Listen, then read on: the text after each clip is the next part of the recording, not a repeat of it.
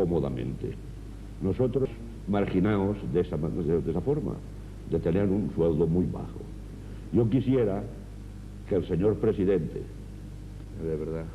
de verdad, lo mismo que yo le daría un buen susto al señor Boyer, a ver si se le destapaba la cartera para poder compensar algunas cosas que hay sobre las pensiones. Hay pensiones que yo, por regla general, lo comprendo y lo debemos comprender todos. Hay pensiones que están cotizando en la Seguridad Social y tienen su profesión. Unos están cotizando con el grupo 4, otros 3, otros 2 que son los administrativos, dueños y todas esas cosas. Esos, por regla general, tienen unas pensiones de 90, 100, 100 y pico de mil. Yo no creo que hay derecho que haya pensiones que sean 22.000 pesetas, 25, 30, porque ahora, por regla general, el que se jubila en estos momentos tiene una pensión de 35.000 o 40.000, o pasa. En cambio, los otros, que han nacido más pronto, tienen la desgracia de que están 10 años jubilados y en las subidas que suben a cada año, que solamente es una miseria, porque si le suben a uno 1.500 pesetas, al otro 2.500, que es lo máximo que suben, en cambio, subiéndonos un 7% a los pensionistas bajos y subiéndoles un 3% a estos señores que cobran 80 y 90.000 pesetas... En definitiva, lo que usted propone es que las pensiones más bajas suban un tanto por ciento mayor que las otras. Eso es una cosa... Ir igualando las cosas. Porque yo quisiera que los señores ministros, los senadores que están en el Congreso, yo les daría 40.000 pesetas o 50.000, para ver si ellos podían pasar un mes su casa. ¿Usted a qué se dedicaba cuando trabajaba? Yo toda la vida he sido mecánico. ¿Cuántos años trabajando en total? En total, pues si le digo que 65, porque aquí... Porque empezó a trabajar muy niño. A los 7 años. ¿Y cuánto le queda al cabo de 65 años de trabajo? Pues ahora yo, en las subidas que he tenido, yo cobro ahora 33.000 pesetas. ¿Y tiene usted a su cargo? A mi mujer sola. Sí. Mi mujer no cobra, porque mi mujer estuvo trabajando también en una fábrica y por ser los dueños, a lo mejor uno de los desaprensivos, tenían a lo mejor 20 personas trabajando y ten de alta a 5. Porque cuando venían inspecciones, todos esos que no estaban de alta los tiraban a la calle para que no les pudiera caer en fragantis. Y yo tengo mi mujer que tiene 65, 70 años y no cobra pensión. La tengo delicada también del corazón y solamente tenemos mi paga. Al final del mes, claro, nos viene pico con bola porque no podemos tirar nada.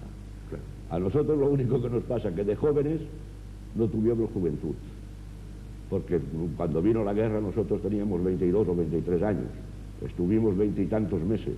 Luego se termina la guerra, empiezas a trabajar, trabajando de día y noche, llegabas a cobrar 60 pesetas para mantener una casa, mujer y dos niñas. En años durísimos, en años especialmente duros.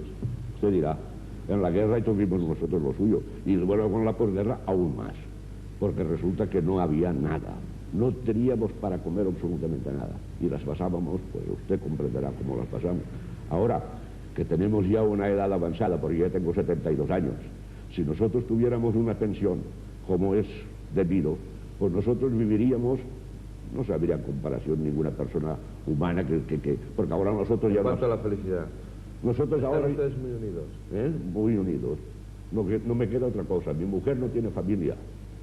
Y claro, pues cómo tenemos que estar. Y ahora en la vejez, pues cuando más falta nos hace es la unión de la mujer entre el hombre. Porque nosotros tuviéramos una pensión... Ahora, yo no me puedo quejar, porque yo digo, yo con lo que gano no tiro nada, pero vivo. Pero ahora yo comprendo que estas pensiones que hay de 22.000 pesetas, de 25.000, comparadas a los que se jubilan ahora, eso es una miseria.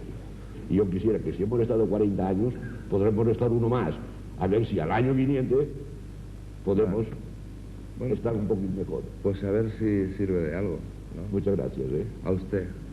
Y a todos los pensionistas de España, que se unan todos, que aún podemos dar un empujón a España. Muchas gracias. A usted. Adiós, buenas noches. Adiós.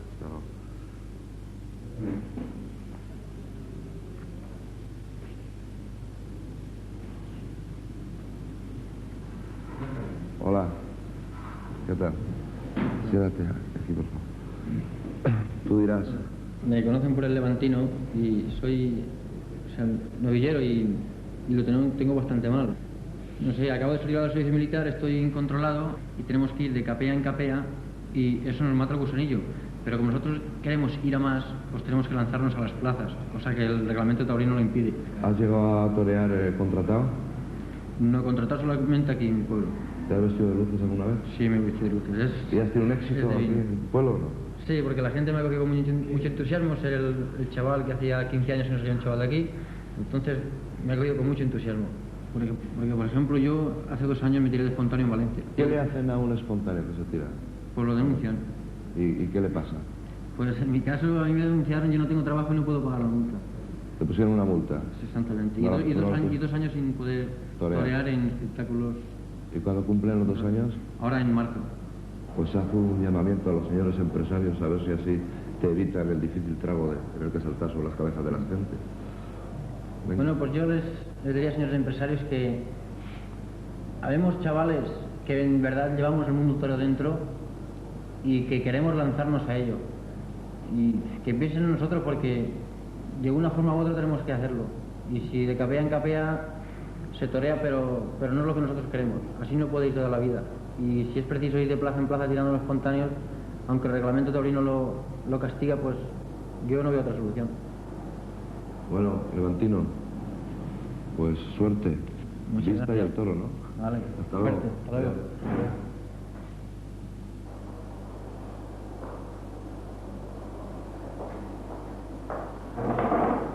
Sí, hola, ¿qué tal? Hola. ¿Padre e hijo? No. Trabajador y empresario.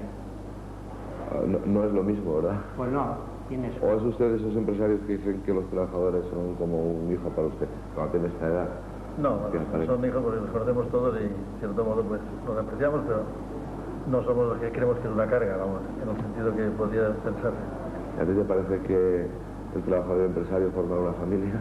Bueno, yo creo que antes se tenía un trato más paternalista, sobre todo en los pueblos pequeños de relaciones industriales como este. Esto en parte tenía sus ventajas y inconvenientes, yo creo que más inconvenientes que ventajas, pero desde luego no, yo creo que es una relación individual que se da en el trabajo entre asalariado y empresario, que está ahí, que tiene su buena relación a veces tiene sus pegas, sus problemas.